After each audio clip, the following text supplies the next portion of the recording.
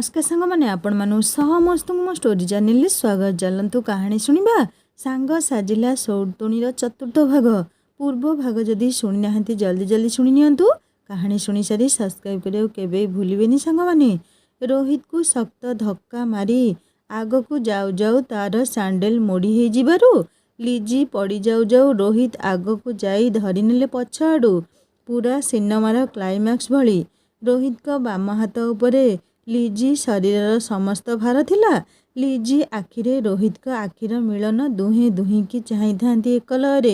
किछि मुहूर्त परे लिजी निजको आयत्त करी उठीगला एवं राग तमतम होई गाड़ी नहीं जाऊ जाऊ रोहित तांको प्रोग्राम रो कार्ड दे कहले, मैडम बहुत रागिले, संध्यारे गीत शुणिबा को जिबे मूड ठीक हो जिवो। लिजी कार्ड को धरी गाड़ी भितरे केउ एक कोण को फिंगी दे द्रुत गति रे गाड़ी नहीं पळाइला। रोहित चाही थांती एक लहरे। अमरेश रोहित को कांधरे हाथ पकई कहले, झियो नुहे गोटे आटम बम रे बाबा। रोहित एक लहरे लिजीर जीवा पथ को चाही मुरुकी हसी कहले, एमिति हट आउ सेक्सी झियो प्रथम थर देखुची, ब्यूटीफुल। अमरेश कहले, ए सियाड़े नजर पकानी, घरे तोर गोटे सुंदरी स्त्री अच्छी बोली भूली जानी। रोहित अल्प हसी दे कहले, हाँ घरवाली आउ बाहरवाली शुणीछु ना सांग। अमरेश कहले, कौन प्यार ब्यार होईगला ना कौन? रोहित हसी दे कहले, अरे पागल हेलु कि, एमिति झियो मानू कौन प्यार हेब, ता छड़ा प्यार ब्यार चक्कर मु पड़िबार नाही। घरे मोर गोटे सुंदरी स्त्री थाउ थाउ मोर एसबुरे कौन दरकार? अमरेश कहले, आज्ञा महाशय सेई कथा तो मु कहूची घंटे हेलाणी। हौ एबे चलिबार हुअंतु। दुहे गाड़ी नहीं आग को बढ़िले। लिजी राग तमतम होई कहले, से मो हाथ धरी नेला, मते से एते कथा शुणी देला, अथच तुमे माने घोड़ी भड़िया ही फे फे होउथुल, दर्शक साजी यात्रा देखुथुल, तुमे माने मो सांग ना छेना गुड़। लिजी कथा शुणी झियो माने कहले, सबू भूल तो तोर ना, तू कौन पाई से लोक को बिना कारण रे साइड मारिलु? तू ना तो साइड मारी थांतु ना एते कथा होई थांता। ता छड़ा तो पाई भी आम हाथ केमिति खंडिया हो जाइछि देखे। लिजी कहला, हौ व्यस्त हुअनी, मु मेडिसिन स्टोर रे गाड़ी अटकाउछि, बैंडेज करिदेबो एंटीसेप्टिक क्रीम लगाई। झियो माने कहले, तू जहा भी कह टोकाटा भारी हैंडसम आउ ब्रेव थिला, नहेले तते अटकाई भूल मगेइबार साहस करि न थांता। ता पुणी तू तो परिचय देबा परे भी। लिजी रागरे दांत चोबाई कहला, तुमे माने मो सांग ना ता गुइंदा? लिजी कथा शुणी झियो माने कहले, नाई आमे तो सांग, किंतु तोर तार जो सीन सेगुड़ा कौन भूली हेउछि ना कौन? लिजी कहला, गाड़ी ब्रेक मारिबी कि? ता सांग माने पचारे कौन पाई? लिजी कहला, नाई तुमे माने एइठू ओल्हाई जिबा भल हेबो। लिजीर सांग माने कहले, हे तू एते टिंगी टिंगी कौन पाई हेउछु? सबु बळे तोर नाक आगरे राग जे, चाल चाल रास्ता मझिरे आमको हैरान आउ कर नहीं। रोहित और अमरेश दुहे गेस्ट हाउस रे पहुंची गाड़ी रू बैग नहीं रूम को गले। अमरेश कहला, रोहित तू था मु टिके ऑडिटोरियम आड़ू आसे। अमरेश जीवा परे रोहित खट उपरे आउजी होई लिजी कथा भाबिया को लगिले। मन को मन कहले, कुछ तो बात है उसमें, हौ पछे आइटम बम किंतु दमदार आइटम गोटिए। भगवान बाछी बाछी पीस गोटिए करिछंती। रोहित का भावनार पूर्णछेद पकाई पाखरे थिबा मोबाइल गीत बाजी उठिला। रोहित देखिले सोनाली कल। रोहित मुंडरे हाथ दे कहले, ओह तेरी, मु एते सबु झमेला भितरे सोना को फोन करिया को भूली गली। फोन उठाई रोहित कहले, हेलो जानू कुह। सोनाली कहला, फोन करिबारु जानू कथा मने पड़िला ना? केते समय हेलाणी जिबा, किंतु गोटे फोन भी नहीं। या भितरे आमे भाई भौणी मार्केटिंग करी खाई पी आसिलुणी। रोहित कथा बदलई कहले, नाई सेमिति किछि नुही सोना, ड्राइविंग करी आसुथिली तो आउ फोन करि पारि नाही, सो सरी यार। सोनाली बुझी जिया परी कहला, नाई सरी कौन पई कहूछ जे, आउ भलरे पहुँचिल तो? रोहित कहले, हाँ एबे पहुँची तुम कथा भाबुची, तुम फोन आसीगला। आउ मुन्ना पाई मोबाइल किनिल तो? सोनाली कहला, हाँ किनी देइछि, एई मुन्ना अच्छी बोली सीना टाइम पास हो जाउछि, किंतु मु तुमको मिस करुछि। रोहित फोन ने किस दे कहले, मु भी तुमको बहुत मिस करुछि जानू, तुमे मुन्ना सह हस खुशी हुओ, ମୁଁ କାଲି ଯାଇ ପହଞ୍ଚିବି। ଆମେ ଗଲେ ମୁନାକୁ ନେଇ ତୁମ ଘର ଆଡ଼େ ବି ବୁଲି ଆସିବା। ସୋନାଲି କହିଲା, ଥ୍ୟାଙ୍କ ୟୁ। କେତେ କ'ଣ କରୁଛ ମୋ ପାଇଁ? ରୋହିତ କହିଲେ, ଭଲ ସାଙ୍ଗ ଭଲ ସମ୍ପର୍କ ଭିତରେ ଥ୍ୟାଙ୍କ୍ସର ସ୍ଥାନ ନଥାଏ, ବୁଝିଲ? ମୋତେ ଗୋଟେ କିସ୍ ଦିଅ ନା। ସୋନାଲି ମୋବାଇଲରେ କିସ୍ ଦେଉ ଦେଉ ରୋହିତ କହିଲା, ନାଇଁ ହେଲାନି, ରୁହ, ମୁଁ ଭିଡ଼ିଓ କଲ୍ କରୁଛି। ଏହାପରେ ଦୁହେଁ ଭିଡ଼ିଓ କଲ୍ରେ କଥା ହୋଇ କିଛି ପ୍ରେମର ଆଦାନ ପ୍ରଦାନ କରି ଫୋନ୍ ରଖିଲେ। ଲିଜି ସାଙ୍ଗମାନଙ୍କୁ ସେମାନଙ୍କ ଘରେ ଛାଡ଼ି ଦୁମ୍ ଦୁମ୍ ହୋଇ ଘର ଭିତରକୁ ଯାଉ ଯାଉ ଦରୱାନକୁ ଗାଡ଼ି ଚାବି ଫୋପାଡ଼ି କହିଲା, ବାହାଦୁର, ଭଲ କରି ଗାଡ଼ି ଧୋଇଦେବୁ। ଏହାପରେ ଦୁମ୍ ଦୁମ୍ ହୋଇ ଭିତରକୁ ଯାଇ ସିଧା ବାଥରୁମ୍ରେ ପଶି ଭଲ କରି ସାବୁନ ଲଗାଇ ଗାଧୋଇ ସାୱାର ଖୋଲି ଅଧଘଣ୍ଟା ସାୱାର ତଳେ ଛିଡ଼ା ହୋଇ ହାତକୁ ଦେଖିଲା। ହାତ ତାର ଲାଲ ପଡ଼ିଯାଇଥିଲା। ଯେଉଁ ଅଂଶ ରୋହିତ ଧରିଥିଲା, ଲିଜି ଆର ହାତରେ ଲାଲ ପଡ଼ିଥିବା ଅଂଶକୁ ଦେଖୁ ଦେଖୁ ହଜି ଯାଇଥିଲା କିଛି ସମୟ ପୂର୍ବକୁ। ହଠାତ୍ ବାଥରୁମ୍ ଜୋରରେ କାହାର ମୃଦୁଘାତ ଶୁଣି ସାୱାର ବନ୍ଦ କରି କହିଲା, କିଏ, ମମି? ତାର ମମି ଉତ୍ତର ଦେଲେ, ହଁ ମୁଁ। କ'ଣ ହେଇଛି? ଆଜି ଅଧଘଣ୍ଟା ହେଲାଣି ବାଥରୁମ୍ରେ ସାୱାର ଖୋଲିଛୁ? ଲିଜି କହିଲା, ମମି ତୁ ଯା, ମୁଁ ଯାଉଛି। ଏହାପରେ ଲିଜି ବାଥରୁମ୍ ବାହାରକୁ ଆସି ଓଦା ମୁଣ୍ଡରେ ଡ୍ରାୟର ଚଳାଇ ନାଇଟ୍ ଗାଉନ୍ ସହ ଖଟ ଉପରେ ଗଡ଼ି ପଡ଼ି କିଛି ଭାବୁ ଭାବୁ ଘରର ମେଡ୍ ଡୋର ନକ୍ କରି ଭିତରକୁ ଆସିବାର ଅନୁମତି ନେଇ ଭିତରକୁ ଆସି କଫି କପ୍ ରଖୁ ରଖୁ କହିଲା, ଦିଦି, ଏଇ କାର୍ଡ଼ ବାହାଦୁର ଦେଲା ଗାଡ଼ିରେ ଥିଲା। ଲିଜି ମେଡ୍ ଆଡ଼କୁ ନ ଚାହିଁ କହିଲା, କଫି ଆଉ କାର୍ଡ଼ ସେଇଠି ଥୋଇ ଦେଇ ଯା। ମେଡ୍ ଆଦେଶ ଅନୁସାରେ ସବୁ ଟେବୁଲ ଉପରେ ରଖି କବାଟ ଆଉଜାଇ ପଳାଇଲା। ଲିଜି ଗାଉନ୍ ଫୋପାଡ଼ି ଟପ୍ସ ପ୍ୟାଣ୍ଟ ଗଳାଇ ଟେବୁଲ ଉପରେ ବସି କଫି ପିଉ ପିଉ କାର୍ଡ଼ ଉପରେ ନଜର ପଡ଼ିବାରୁ କାର୍ଡ଼ ଆଣି ଯେତେବେଳେ ଦେଖିଲା, ଜାଣିଲା ସନ୍ଧ୍ୟା 6ଟାରେ ପୁରୀ ଟାଉନ୍ ଅଡିଟୋରିୟମରେ ସିଙ୍ଗିଂ ଶୋ ଅଛି। 2 ଘଣ୍ଟାର ପ୍ରୋଗ୍ରାମ। ସିଙ୍ଗର ରୋହିତ ରାୟ।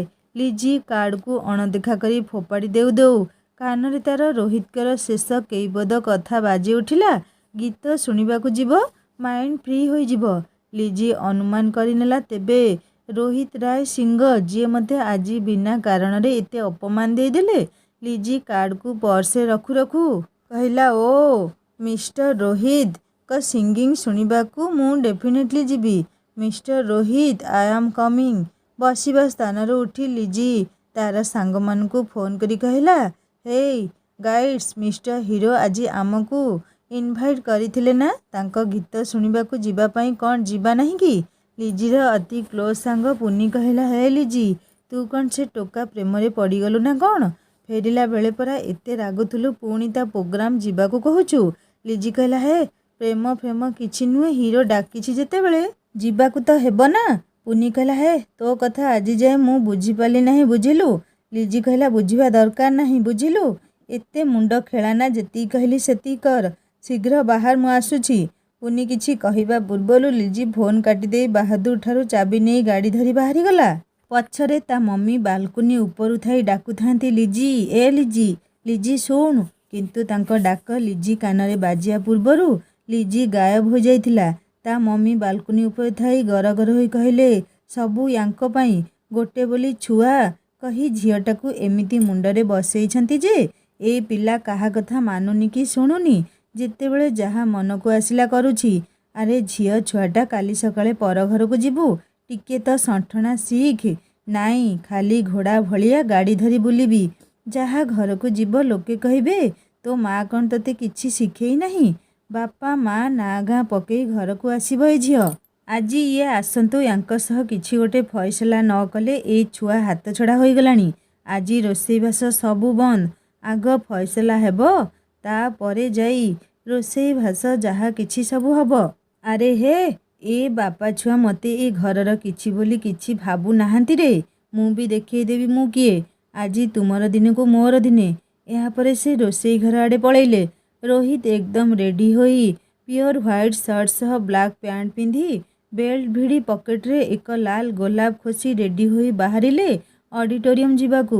କିଛି ସମୟ ଭିତରେ ଯେତେବେଳେ ପହଞ୍ଚିଗଲେ, ଜାଣି ଖୁସି ହୋଇଗଲେ ଯେ ହାଉସ୍ ଫୁଲ୍ ହୋଇଯାଇଛି। ରୋହିତ ଏବଂ ଅମରେଶ ଆଶ୍ଚର୍ଯ୍ୟ ହେଲେ ଯେ ସନ୍ଧ୍ୟା ପୂର୍ବରୁ ହାଉସ୍ ଫୁଲ୍ ହୋଇଗଲା। It's really amazing. ଅମରେଶ କହିଲେ, ରୋହିତ, ତୁ ସତରେ ମୋ ପାଇଁ ବହୁତ ଲକି। ଦେଖୁନୁ କେମିତି ଶୋ ଆରମ୍ଭ ନ ହେଉଣୁ ହାଉସ୍ ଫୁଲ୍ ହୋଇଗଲା। ଏହାପରେ ଠିକ୍ ସମୟରେ ପ୍ରୋଗ୍ରାମ ଆରମ୍ଭ ହେଲା ଏବଂ ଯେତେବେଳେ ରୋହିତ ନିଜକୁ ପ୍ରିପେୟାର କରି ଷ୍ଟେଜ୍ ଉପରକୁ ଗଲେ। ଷ୍ଟେଜ୍ର ପରଦା ହଟିଗଲା ଏବଂ ରୋହିତ ଗିଟାର ଧରି ଗାଇବା ପାଇଁ ଦର୍ଶକ ଗ୍ୟାଲେରୀ ଆଡ଼କୁ ମୁହଁ କରିଲେ। ରୋହିତ ଯେତେବେଳେ ଗାଇବା ପୋଜ୍ରେ ପୁରା ପ୍ରସ୍ତୁତ ହୋଇ ବୁଲି ପଡ଼ିଲେ, ଆଶ୍ଚର୍ଯ୍ୟର ସୀମା ରହିଲା ନାହିଁ। ପୁରା ଅଡିଟୋରିୟମ୍ ଖାଲି ଥିଲା। ଦର୍ଶକ ଗ୍ୟାଲେରୀରେ ସିଙ୍ଗିଲ୍ ଲୋକ ବି ନଥିଲେ। ରୋହିତକୁ ଭାରି ଆଶ୍ଚର୍ଯ୍ୟ ଲାଗିଲା। ସନ୍ଧ୍ୟାରେ ହାଉସଫୁଲ୍ ବୋର୍ଡ଼ ମରା ହୋଇଥିଲା ବେଳେ ଏବେ କେମିତି ଜଣେ ବି ଦର୍ଶକ ନାହାନ୍ତି। ରୋହିତ କିଛି ଭାବିବା ପୂର୍ବରୁ ଷ୍ଟେଜ୍ ଉପରକୁ ଉଠି ଆସିଲେ ଅମରେଶ ଏବଂ ସାଥୀ କଳାକାର ସବୁ। କ'ଣ ଅସୁବିଧା ହେଲା ଆଲୋଚନା କରିବା ପୂର୍ବରୁ ଷ୍ଟେଜ୍ ଉପରକୁ ଉଠି ଆସିଲା ଲିଜି ଏବଂ ତା ଦୁଇ ସାଙ୍ଗ। ତାଳି ମାରି କହିଲା, ୱାଓ ମିଷ୍ଟର ସିଙ୍ଗର, ହାଉସଫୁଲ୍ କେମିତି ଏମ୍ପ୍ଟି ହୋଇଗଲା ଭାବୁଥିବ ନିଶ୍ଚୟ। ମୁଁ କହିଥିଲି ନା ଲିଜି ସହ ପଙ୍ଗା ନେବ ନାହିଁ ବୋଲି। ତୁମର ସବୁ ଟିକେଟ୍ ମୁଁ କିଣି ଦେଇଥିଲି। ମୋତେ ଦେଇଥିବା ଅପମାନ ଏହା କେବଳ ଛୋଟ ବଦଲା, କେବଳ ନମୁନା ମାତ୍ର। ବେଶୀ ଲାଗିବ ତ ପୂରା ଫିଲ୍ମ ଦେଖେଇଦେବି। ରୋହିତକୁ ତାଙ୍କର ପ୍ରଥମ ଶୋକୁ ନେଇ ଅନେକ ଆଶା, ଅନେକ ଖୁସି ଥିଲା, ଯାହା ଉପରେ ଲିଜି ଯେମିତି ବୁଲଡୋଜର ଚଢ଼ାଇ ଦେଲା। ରୋହିତଙ୍କ ସବୁ ସ୍ୱପ୍ନ ଧୂଳି ଧୂସରିତ ହୋଇଗଲା। ଲିଜି ଓ ତା ସାଙ୍ଗମାନେ ହସୁଥିଲେ। କଟାକ୍ଷର ହସ, ଯାହା ରୋହିତଙ୍କ ଛାତିରେ ଗଳି ଯାଉଥିଲା ତୀକ୍ଷ୍ଣ ଅସ୍ତ୍ର ଭଳି। ରୋହିତ ଅପମାନରେ ଜର୍ଜରିତ ହୋଇ ଚୁପଚାପ ଛିଡ଼ା ହୋଇ ରହିଥିଲେ ସ୍ଥାଣୁ ପାଲଟି। ଲିଜି ଆଉ ତା ସାଙ୍ଗ ଦୁଇଜଣ ହସୁଥିଲେ ଏମିତି ସତେ ଯେମିତି ମହିଷାମର୍ଦିନୀ ଦୁର୍ଗା ମହିଷାସୁର ଛାତି ଉପରେ ଛିଡ଼ା ହୋଇ ଜିତି ଯାଇଥିଲେ। କିଛି କ୍ଷଣ ପାଇଁ ରୋହିତକୁ ଲାଗୁଥିଲା ସେ ଯେମିତି ପାପୀ ହୋଇଯାଇଛନ୍ତି। ଆତ୍ମଗର୍ବୀ ଝିଅଟିର ରୂପକୁ ରୋହିତ ଦେଖୁଥିଲେ କେବଳ। ଲିଜି ଓ ତା ସାଙ୍ଗମାନେ ସେଠାରୁ ଚୁପଚାପ ଚାଲି ଯାଉଥିଲା ବେଳେ ରୋହିତଙ୍କ ଆଖିରୁ ଦୁଇଧାର ଲୁହ ଥପ୍ ଥପ୍ ହୋଇ ଧଳା ସାର୍ଟକୁ ଅଶ୍ରୁସିକ୍ତ କରିବା ଆରମ୍ଭ କରିଦେଇଥିଲା। ରୋହିତ ସେମିତି ସେଇ ସ୍ଥାନରେ ଛିଡ଼ା ହୋଇଥିଲେ ନିର୍ଜୀବ ଆଉ ନିର୍ବାକ ପରି। କିନ୍ତୁ ଏସବୁ ସହି ପାରିନଥିଲେ ଅମରେଶ। ପଢ଼ି ପାରୁଥିଲେ ସେ ରୋହିତଙ୍କ ମାନସିକତା। ଲିଜି ସେ ସ୍ଥାନ ଛାଡ଼ିବା ପୂର୍ବରୁ ରୋହିତ କହିଲା, ଓ ମ୍ୟାଡ଼ାମ୍, ବାଃ, ବଦଲା ନେବା ଆପଣଙ୍କଠାରୁ ଶିଖିବାକୁ ପଡ଼ିବ। ଆପଣ ଭୁଲ କରିଥିଲେ ଯାହାର ପ୍ରାୟଶ୍ଚିତ କରିବାର ସୁଯୋଗ କେବଳ ଆପଣଙ୍କୁ ଦିଆଯାଇଥିଲା। କିନ୍ତୁ ଆପଣଙ୍କଠାରୁ ଏମିତି ହୀନ ମାନସିକତା ବ୍ୟତୀତ ଆଉ ଅଧିକ କ'ଣ ଆଶା କରାଯାଇପାରେ? ଆପଣ ଭଳି ଅମୀର ଘରର ବିଗିଡ଼ି ଯାଇଥିବା ଝିଅମାନେ ଏମିତି ନିଷ୍ଠୁର, ନିର୍ଦ୍ଦୟ। ଆପଣଙ୍କ ପାଇଁ ଏସବୁ ଖେଳ ହୋଇପାରେ। କୋଉ ଗରିବକୁ ରାସ୍ତା ମଝିରେ ସାଇଟ୍ ମାରି ପଙ୍କ କାଦୁଅକୁ ଫୋପାଡ଼ି ଦେବା, ଅବା ମୋବାଇଲ ଜାଳିଦେବା, ଅବା କାହାର ପିଢ଼ି ପିଢ଼ି ଧରି ସାଇତା ସ୍ୱପ୍ନକୁ ଏମିତି ପଇସା ଫିଙ୍ଗି ଚୁରମାର କରିଦେବା। ମ୍ୟାଡ଼ାମ୍, ଆପଣ ଜାଣନ୍ତି ରୋହିତ ବି କୋଉ ଗରିବ ପରିବାର ନୁହେଁ। ତାର ବି ଅପର୍ଯ୍ୟାପ୍ତ ଟଙ୍କା ଅଛି। କିନ୍ତୁ ତାର ଏବଂ ତା ମାଆଙ୍କର ଅନେକ ଦିନର ସ୍ୱପ୍ନ ଥିଲା ଷ୍ଟେଜ୍ରେ ଗାଇବା, ଯାହା ପ୍ରଥମ ଥର ପାଇଁ ପୂରଣ ହେବାକୁ ଯାଉଥିଲା। କିନ୍ତୁ ଆପଣଙ୍କ ଅହଂ ଭାବନା, ଆପଣଙ୍କ ଜିଦଖୋର ମନୋବୃତ୍ତି ଆଉ ଆପଣଙ୍କ ଟଙ୍କାର ଗର୍ବ ତାର ସବୁ ସ୍ୱପ୍ନକୁ ତିଳ ତିଳ କରି ଜାଳି ପୋଡ଼ି ପାଉଁଶ କରିଦେଲା। ଯଦି କେତେବେଳେ ସମୟ ମିଳିବ ନିଶ୍ଚୟ ଭାବିବେ ମ୍ୟାଡ଼ାମ୍, ବାପା ମାଆଙ୍କ ସ୍ୱପ୍ନ ଭାଙ୍ଗିଲେ ସନ୍ତାନକୁ କେତେ କଷ୍ଟ ହୁଏ। ଅମରେଶଙ୍କ କଥା ଶୁଣି ଲିଜି ଏବଂ ତା ସାଙ୍ଗମାନଙ୍କ ମୁହଁରୁ ହସ କୁଆଡ଼େ ଉଭାନ ହୋଇଯାଇଥିଲା। ଲିଜି ରୋହିତ ପାଖକୁ ଆସି ଧୀର ସ୍ୱରରେ କହିଲା, ଆଇ ଆମ୍ ସୋ ସରି। ମୁଁ ଜାଣିନଥିଲି ମୋର ପିଲାଳିଆମି ଆପଣଙ୍କୁ ଏତେ କଷ୍ଟ ଦେବ। ପ୍ଲିଜ୍ ମୋତେ କ୍ଷମା କରିଦିଅନ୍ତୁ। କିନ୍ତୁ ଲିଜିକୁ କୌଣସି ଉତ୍ତର ଦେଇନଥିଲେ ରୋହିତ। ସେମିତି ଛିଡ଼ା ହୋଇଥିଲେ ନିର୍ବାକ ସାଜି। ଲିଜି ରୋହିତଙ୍କ ଏମିତି ଅବସ୍ଥା ଦେଖି ନିଜକୁ ଦୋଷୀ ମନେକରି ସେ ସ୍ଥାନ ଛାଡ଼ି ଚାଲି ଯାଇଥିଲା ତୁରନ୍ତ। ଅମରେଶ ରୋହିତଙ୍କୁ ସାନ୍ତ୍ୱନା ଦେଇ ରୁମ୍କୁ ନେଇଗଲେ। ରୋହିତକୁ ଗଭୀର ଭାବରେ ମାନସିକ ଆଘାତ ଲାଗିଥିଲା। ତେଣୁ ସେ ସେଦିନ କିଛି ଖିଆପିଆ ନ କରି ଚୁପଚାପ ଶୋଇଯାଇଥିଲେ। ଅମରେଶ କିନ୍ତୁ ପ୍ରତିଶ୍ରୁତି ଦେଇଥିଲେ, ବ୍ୟସ୍ତ ହ ନାହିଁ। ସବୁ ବିଫଳତା ପଛରେ ନିଶ୍ଚୟ ବଡ଼ ସଫଳତା ଲୁଚି ରହିଥାଏ। ବୋଧହୁଏ ଭଗବାନଙ୍କର ନିଶ୍ଚୟ କିଛି ବଡ଼ ଇଚ୍ଛା ଥିବ। ଆମେ ଏଇ ସପ୍ତାହରେ ଭୁବନେଶ୍ୱରରେ ବଡ଼ ଶୋ କରିବା। ସେ ପୁଣି ଖୋଲା ମଞ୍ଚରେ ଦେଖିବୁ ମାଉସୀଙ୍କ ସ୍ୱପ୍ନ ପୂରଣ ହେବ। ଲିଜି ରୋହିତଙ୍କ ଅବସ୍ଥା ଦେଖି ମାନସିକ କଷ୍ଟ ଭିତରେ ଗତି କରୁଥିଲା। ଏଇ କିଛି ମୁହୂର୍ତ୍ତର ଘଟଣା ପରେ ସତେ ଯେମିତି ତା ମନରେ ବିରାଟ ପରିବର୍ତ୍ତନ ଆସିଥିଲା। ମାନସିକ ଭାବରେ ସେ ନିଜକୁ ଦୋଷୀ ମନେ କରୁଥିଲା। ବୁଝୁଥିଲା ସବୁ ଭୁଲ ତାର।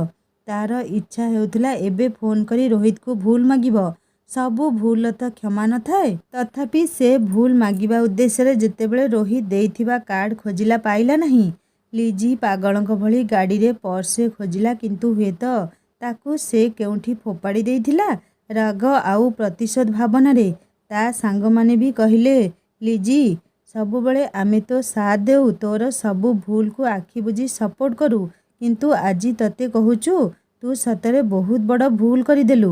ଦେଖିଲୁ ସେ ହିରୋ ଆଖିର ଲୁହକୁ, ତା ମନର କୋହକୁ, ନିଶ୍ଚୟ ଗୀତକୁ ନେଇ ତା ମାଆର ସ୍ୱପ୍ନକୁ ତୁ ତୋ ଅଜାଣତରେ ଭାଙ୍ଗିଦେଲୁ। ଲିଜି ତା ନିଜ ଦୋଷ ମନ ଭିତରେ ମାନି ନେଇଥିଲେ ବି ସାଙ୍ଗମାନଙ୍କ ଆଗରେ ନିଜ ଇମେଜକୁ ବନେଇ ରଖିବା ପାଇଁ କହିଲେ, ଆରେ ୱାଃ, ତୁମମାନଙ୍କର ତା ପ୍ରତି ଏତେ ପ୍ରେମ ଉଛୁଳି ପଡ଼ିଲା।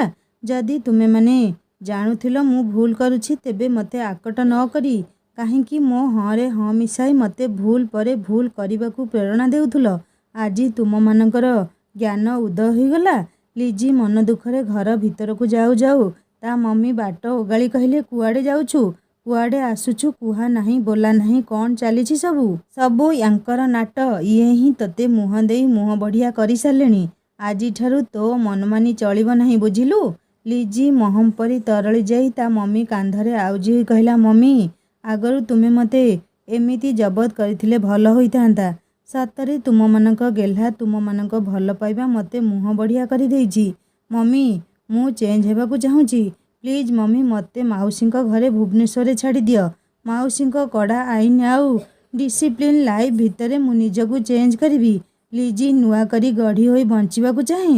ଲିଜି କଥା ଶୁଣି ତା ମମି ଏବଂ ପାପା ଆଶ୍ଚର୍ଯ୍ୟ ହୋଇ ପଚାରିଲେ, କ'ଣ ହେଲା ଲିଜି? କ'ଣ ପାଇଁ ଏମିତି ଅନୁତାପ ନିଆଁରେ ଜଳୁଛୁ? ମୋ ବ୍ରେଭ୍ ଝିଅ, ଏମିତି ଭାଙ୍ଗି ପଡ଼ିବାର କାରଣ କ'ଣ? ହଜି ଯାଇଥିଲେ ଖୋଜି ଆଣିବି, ଭାଙ୍ଗି ଯାଇଥିଲେ ଗଢ଼ିଦେବି। ମୋ ଡାର୍ଲିଂର କ'ଣ ହେଲା? କିଏ କ'ଣ କିଛି କହିଲା? ଲିଜି ସବୁ କିଛି କହିଗଲା ଏକା ନିଶ୍ୱାସରେ। ଲିଜି କଥା ଶୁଣି ତା ପାପା କହିଲେ, who is bad, useless bloody bastard? ମୋ ଝିଅକୁ ଭୁଲ ମଗେଇଦେବ? ଭଲ କରିଛୁ ଯାହା କରିଛୁ। ଏ ଓଡ଼ିଶା ଲୋକମାନଙ୍କୁ କିଛି ଜଣା ନାହିଁ। ଗାଁ ଗହଳିରେ ରହି ସବୁ ଗାଉଁଲି ଢାଞ୍ଚାରେ ଗଢ଼ା। ଭଲ କରିଛୁ ସେ ଟୋକା ସହ। ଆଉ ଦିନେ କାହା ସହ ଲାଗିଲେ 10 ଥର ଭାବିବ। ଲିଜି କିନ୍ତୁ ତା ପାପା ତା ଭୁଲକୁ ତିରସ୍କାର କରିବା ବଦଳରେ ତାରିଫ କରିବା ବରଦାସ୍ତ କରିପାରିଲା ନାହିଁ। ତା ପାପା ତାର ଭୁଲରେ ତାରିଫ କରିବା ନୂଆ ନୁହେଁ, ବରଂ ସବୁବେଳେ ଲିଜି ଏମିତି ଭୁଲ କରେ, ଆଉ ତା ପାପା ଘଣ୍ଟ ଘୋଡ଼ାଇବା ଭଳି ତାକୁ ତାରିଫ କରନ୍ତି। ଆଉ ସବୁ ଥର ଲିଜି ବେଶ୍ ଆତ୍ମଗର୍ବର ସହ ତା ଗେହ୍ଲା ପାପାଙ୍କ ଛାତି ଉପରକୁ ଲୋଟି ପଡ଼େ, ବିରାଟ ଦୁର୍ଗ ଜିଣିଲା ଭଳି। କିନ୍ତୁ ଏଥର ଲିଜି ଅପମାନ ଭରା ସ୍ୱରରେ କହିଲା, no papa, it's not fair. ମୁଁ ଯେତେବେଳେ ପ୍ରଥମ ଭୁଲ କଲି, ତୁମେ ଯଦି ମୋତେ ଆକଟ କରିଥାନ୍ତ, ମୋ ଭୁଲରେ ମୋ ସାଥ ନ ଦେଇ ଦୁଇ ଜାବୁଡ଼ା ଦେଇ ମୋତେ ଚେତେଇ ଦେଇଥାନ୍ତ, ତେବେ ଆଜି ମୁଁ ଭୁଲ ପରେ ଭୁଲ କରି ବାହାଦୁରୀ ମାରିନଥାନ୍ତି ପାପା। ଆମ ଓଡ଼ିଆ ସବୁଠୁ ଭଲ। ଆଉ ହଁ, ଆମ ଓଡ଼ିଶାର ମାଟି ପାଣି ପବନରେ ମୁଁ ବଢ଼ି ଯଦି ଫରେନ୍ର ଚାକଚକ୍ୟରେ ବିମୋହିତ ହୋଇ ମୋ ମାଟି ମାକୁ ଅସମ୍ମାନ କରିବି, ତେବେ ଏଇଟା ମୋର ବୋକାମି ନୁହେଁ, ଅଭଦ୍ରାମି। ସହରର ବା ପାଶ୍ଚାତ୍ୟ ଦେଶର ସୁନ୍ଦରତା ମହାକାଳ ଫଳ ଭଳି ଉପର ସୁନ୍ଦର ଭିତର ବିଷ ବାପା। ଆଜି ଯାଏଁ ମୁଁ କେବଳ ଭୁଲ କରିଚାଲିଛି ପାପା। ମୋର ଚାଲିଚଳନ, କଥା, ବେଶ ପୋଷାକ ସବୁ କିଛି ଅନୁକରଣୀୟ। ମୋ ମାଟି ଏହା ସପକ୍ଷରେ କଦାପି ନୁହେଁ। ଲିଜିର ଏମିତି କଥା ଶୁଣି ତା ମମି ଲିଜି ପାଖକୁ ଆସି ଲିଜି କପାଳରେ ହାତ ମାରି କହିଲେ, ଆରେ ଏମିତି ବିଳିବିଳିଆ ଭଳି କଥା ହେଉଛୁ କ'ଣ ପାଇଁ? ଦେହ ଠିକ୍ ଅଛି ତ? ଆସିଲୁ ମୋ ସହ ରୋଷେଇ ଘରକୁ।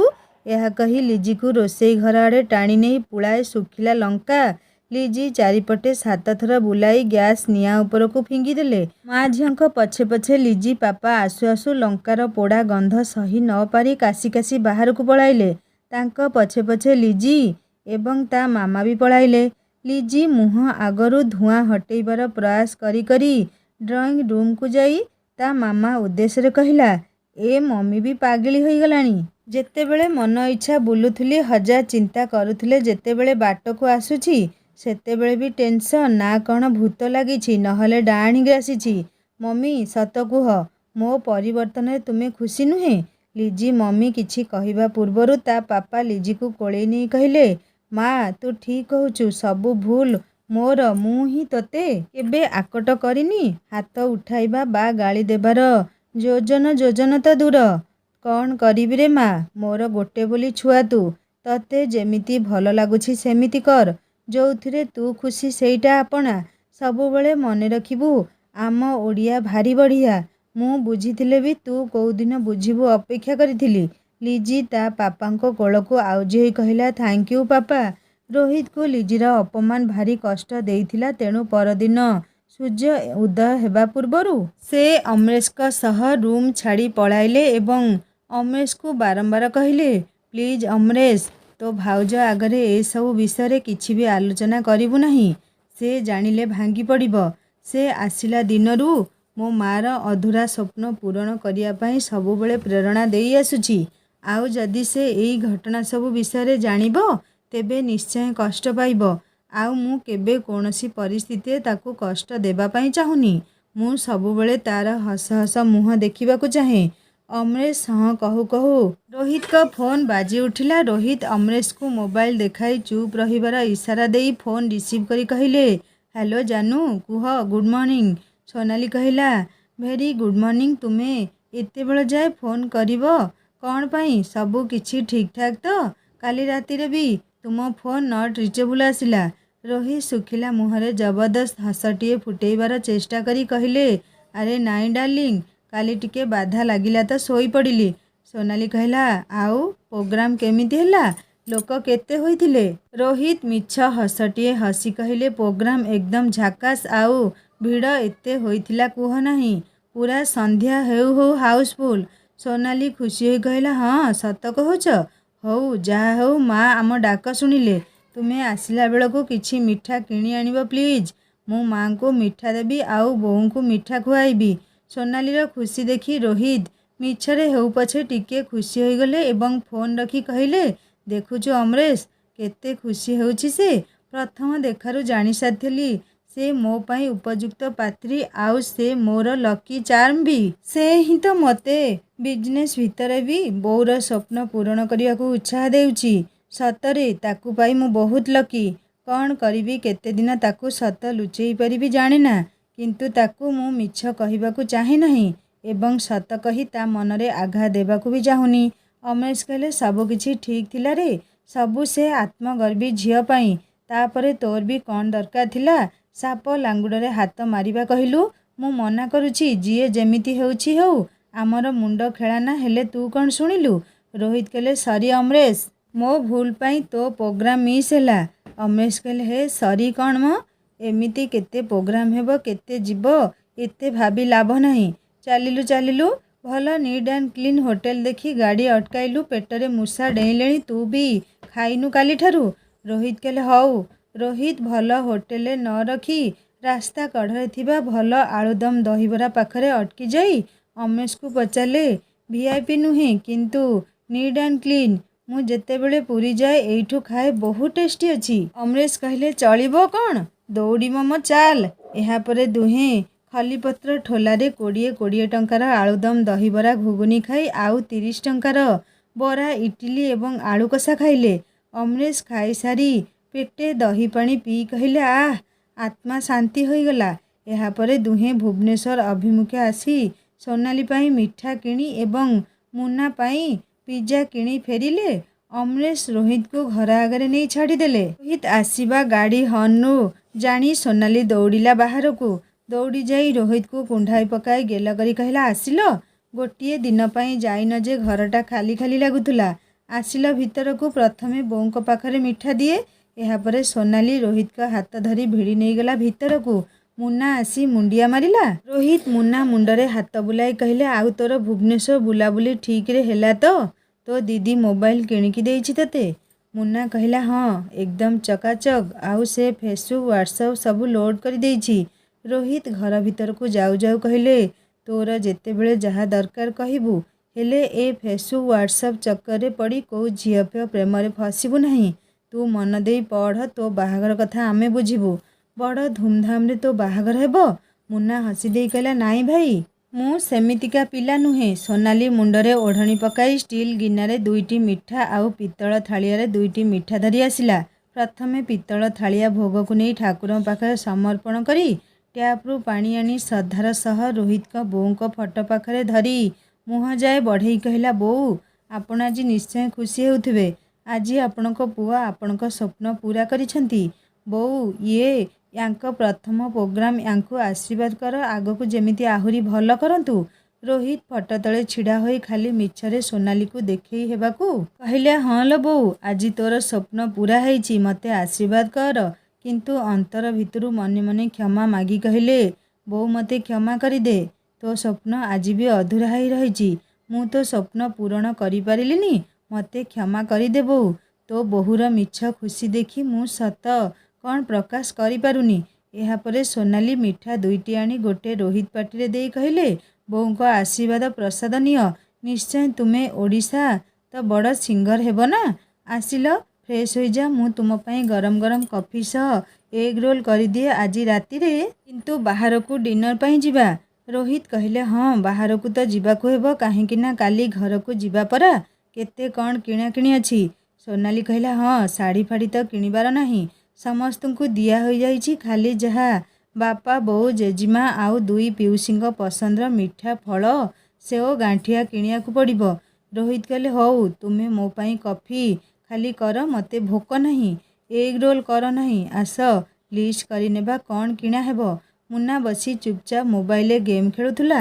ସୋନାଲି ରୋଷେଇ ଘରକୁ ଯାଉ ଯାଉ ପଚାରିଲା, ମୁନା କଫି ପିଇବୁ? ମୁନା କହିଲା, ନାହିଁ। ସୋନାଲି ରୋଷେଇ ଘର ଆଡ଼େ ପଳେଇଲା। ରୋହିତ ସୋଫା ଉପରକୁ ଆଉଜି ପଡ଼ୁ ପଡ଼ୁ ମୁନାକୁ ପଚାରିଲେ, କେମିତି ଲାଗୁଛି ଆମ ଘରେ? ମୁନା କହିଲା, ବହୁତ ଭଲ ଲାଗୁଛି ଭାଇ। ମୋ ଅପା କ'ଣ ୟାଠାରୁ ଅଧିକ ସୁଖରେ ଥାଆନ୍ତା ନା କ'ଣ? ଯାହା ବି କୁହ ଭାଇ, ଅପା ନିଷ୍ପତ୍ତିରେ ମୁଁ ଖୁସି। ଏତେ ସୁନ୍ଦର ଘର, ତୁମ ଭଳି ସ୍ୱାମୀ ଆଉ କ'ଣ ଅଧିକା ଦରକାର? ରୋହିତ ହସି ଦେଇ କହିଲେ, ଧନ୍ୟବାଦ ରେ, ହେଲେ ଆମେ ଯେଉଁ ଭୁଲ ନିଷ୍ପତ୍ତି ନେଇଛୁ, ତୁ କେବେ ବି ସେମିତି ଭୁଲ କରିବୁ ନାହିଁ। ସବୁବେଳେ ବଡ଼ମାନଙ୍କ ଆଶୀର୍ବାଦ ନେଇ ଆଗକୁ ବଢ଼ିବା ଭଲ। ତା ମାନେ ନୁହେଁ କାହାକୁ ପ୍ରେମ କରିବୁ ନାହିଁ, କିନ୍ତୁ ପରିସ୍ଥିତି ଯାହା ବି ହେଉ ଘରଲୋକ ଏବଂ ଗୁରୁଜନଙ୍କ ଆଶୀର୍ବାଦ ନେଇ ନୂଆ ଜୀବନ ଆରମ୍ଭ କରିବା ଭଲ। ଆମେ ଖୁସିରେ ଅଛୁ, କିନ୍ତୁ ଯାହା ହେଲେ ବି ପରିବାରକୁ ମିସ୍ କରୁଥିଲୁ। ଆମ ଜୀବନ ଏତେ ବଡ଼ ଭୁଲ ପଛରେ ସବୁ ଭୁଲ ମୋର, ଏଥିରେ ତୋ ଅପାର କିଛି ହାତ ନାହିଁ। ସୋନାଲି 2 କପ୍ କଫି ଧରି ଟି ଟେବୁଲ ଉପରେ ଥୋଇ କହିଲା, କ'ଣ ଗପୁଛ? ରୋହିତ କହିଲେ, ନାଇଁ ଏମିତି ଶଳା ସହ ଟାଇମ୍ ପାସ୍ କରୁଛି। ସୋନାଲି କହିଲା, ମୁନା ତୋ ପାଇଁ ଫ୍ରୁଟ୍ କେକ୍ କରିଥିଲି, ସ୍ଲାବ୍ ଉପରେ ଥୋଇଛି, ଯାରେ ଟିକେ ନେଇ ଆସିବୁ। ମୁନା ହଁ କହି ସେଠାରୁ ଉଠିଗଲା। ସୋନାଲି ସୋଫା ଉପରେ ଗୋଡ଼ ଟେକି ଚକା ପକାଇ ବସି କଫି କପ୍ ମୁହଁ ପାଖକୁ ନେଉ ନେଉ କହିଲା, ଏତେ ବଡ଼ ଖୁସି ଖବର, ତୁମେ କ'ଣ ଶ୍ରୀମନ୍ଦିର ଯାଇନ ଠାକୁରଙ୍କୁ ଦର୍ଶନ କରିବାକୁ? ରୋହିତ କହିଲେ, ନାଇଁ ଯାଇପାରିଲି ନାହିଁ ଟିକେ ଆଉ। ସୋନାଲି ପଚାରିଲା, ଆରେ ଭିଡ଼ ଥିଲା କି? ରୋହିତ କହିଲେ, ହଁ ଅଡିଟୋରିୟମ୍ ଫୁଲ୍ ଥିଲା। ସୋନାଲି କହିଲା, ଓ ମୋ ଭାଗ୍ୟ ଖରାପ, ଟିକେ ତୁମ ଗୀତ ଲାଇଭ୍ ଦେଖିଥାନ୍ତି କି? ରୋହିତ କଫି ପିଉ ପିଉ କଥା ବୁଲାଇ କହିଲେ, ସୋନା ପେପର ଆଣି ଲିଷ୍ଟ କର, କ'ଣ କ'ଣ ଆସିବ। ସୋନାଲି କଫି ପିଇ ଲିଷ୍ଟ କରିବା ପରେ ମୁନାକୁ ଧରି ଦୁହେଁ ମାର୍କେଟିଂ କରିବାକୁ ଗଲେ। ସୋନାଲି ମନ ଭିତରେ ଘରଲୋକଙ୍କ ଉପରେ ଯେତେ ରାଗୁଥିଲେ, ଘରଲୋକଙ୍କ ପାଇଁ ତା ହୃଦୟରେ ଅନେକ ଭଲ ପାଇବା ଥିଲା। ତେଣୁ ଘରକୁ ଯିବା ଖୁସିରେ ସମସ୍ତଙ୍କ ପାଇଁ ସେମାନଙ୍କ ପସନ୍ଦର ସବୁ କିଛି କିଣିଲା। ଜେଜେମାର ଅଲଗା, 2 ପିଉସୀଙ୍କର ଅଲଗା ଏବଂ ବାପା ବୋଉଙ୍କ ପସନ୍ଦ ମିଠା ଫଳ, ସେଉ, ବିସ୍କୁଟ, କିଛି ସ୍ନାକ୍ସ, ପାଉଁରୁଟି, କେକ୍ ଆଦି ସବୁ କିଣିଲା। ଯେଉଁ ସବୁ ଜିନିଷ ତା ଘରଲୋକଙ୍କ ପାଇଁ ଦୁର୍ଲଭ ଥିଲା, ସୋନାଲିର ଇଚ୍ଛା ହେଉଥିଲା ପୁରା ବଜାର ଉଠେଇ ନେଇ ସବୁ କିଛି କିଣି ନେବାକୁ। ଯାହା ହେଲେ ବି ଝିଅ ମନ ତ। ରୋହିତଙ୍କର କୌଣସିଥିରେ ଆକଟ ବି ନଥିଲା। କିଣାକିଣି ସାରି 3 ଜଣ ଭଲ 5 ଷ୍ଟାର ହୋଟେଲ ଯାଇ ମନ ପସନ୍ଦ ଡିନର କରି ଫେରିଲେ। ମୁନା ତ ଭଉଣୀର ଏତେ ଖୁସି ଦେଖି ଖୁସି ହେଉଥିଲା ବହୁତ। ଘରକୁ ଫେରି ମୁନା ତା ରୁମ୍ରେ ଶୋଇଲା ଏବଂ ରୋହିତ ଓ ସୋନାଲି ନିଜ ରୁମ୍ରେ ଶୋଇଲେ। ରୋହିତଙ୍କ ଛାତି ଉପରେ ମୁଣ୍ଡ ରଖି ସୋନାଲି ଶୋଇଥିଲା, କିନ୍ତୁ ରୋହିତ ଅନ୍ୟମନସ୍କ ଥିଲେ ସମ୍ପୂର୍ଣ୍ଣ ଭାବରେ। ରୋହିତ ଭାବୁଥିଲେ ପୁରୀର ସବୁ ଘଟଣା ଆରମ୍ଭରୁ ଶେଷ ଏବଂ ଅଡିଟୋରିୟମର ଘଟଣାକୁ ବାରମ୍ବାର ଭାବୁଥିଲେ। ଝିଅର ଏଭଳି କାର୍ଯ୍ୟରେ ସେ ଅତ୍ୟନ୍ତ ମର୍ମାହତ ଥିଲେ। ଭାବୁଥିଲେ, କେମିତି ଏମିତି ଗୋଟେ ଝିଅ ଜଣଙ୍କ ସହ ଖେଳିପାରେ, କେମିତି କାହାର ସ୍ୱପ୍ନକୁ ଏମିତି ଚୂନା କରିପାରେ। ରୋହିତ ପୁଣି ନିଜକୁ ତର୍ଜମା କରି ମନକୁ ମନ କହିଲେ, କ'ଣ ମୋର ଭୁଲ ଥିଲା, ଯାହାଫଳରେ ମୋତେ ସେ ଝିଅ ଏମିତି ହଇରାଣ କଲା। ଥରଟିଏ ଚିନ୍ତା କଲା ନାହିଁ ମୋତେ କେତେ ଅପମାନ ଲାଗିବ, ମୋର କେଉଁ ସ୍ୱପ୍ନ ଚୂନା ହେବ। କାହାର କଳାକୁ ଏମିତି ଅପମାନ କରିବାର ଅଧିକାର ସେ କେଉଁଠି ପାଇଲା?